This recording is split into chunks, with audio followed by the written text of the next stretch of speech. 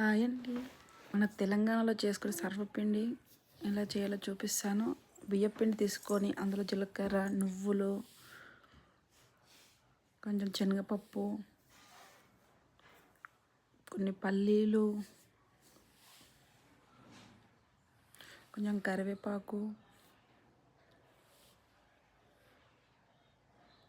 2 ఉల్లిగడ్డలు, 2 పచ్చిమిర్చి సన్నగా తరుముకోవాలి.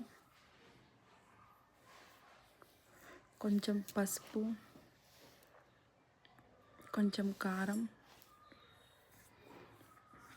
సరిపోయేంత ఉప్పు, టేస్ట్కి సరిపడా,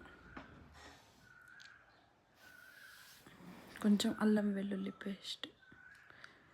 ఇవన్నీ బాగా కలుపుకొని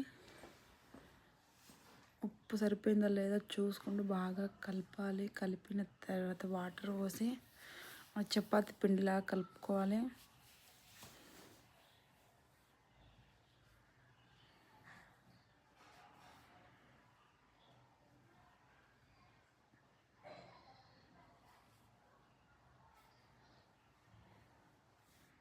బాగా కలిపిన తర్వాత కొంచెం ఆయిల్ వేసి పిండికి పట్టిస్తే కొంచెం మెత్తగా అవుతుంది, మంచిగా ఉంటుంది.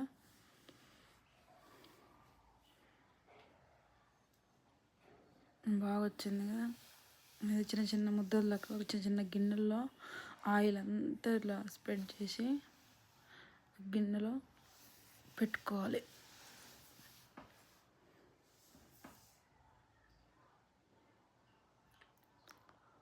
ఆయిల్ ఇట్లా గిన్నెకి అంతా రుద్దకపోతే గిన్నె అంత అంటుకోకపోతే రాదని ఆయిల్ అంతా రుద్దితే వస్తుంది. ఇట్లా చిన్న ముద్దతో పెట్టుకొని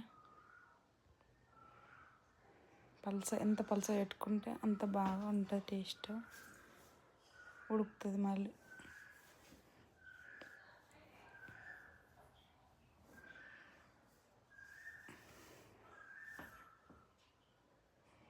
నేను చూపించే విధంగానే పెడితేనే అది ఎంత బాగా ఉడుకుతుంది, బాగుంటుంది.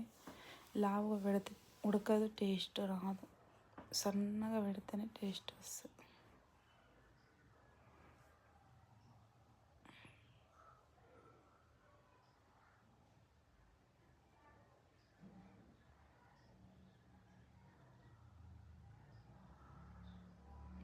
అట్లా హోల్స్ పెట్టుకుంటే ఉడికిందా లేదా తెలుస్తుంది, బాగుంటుంది.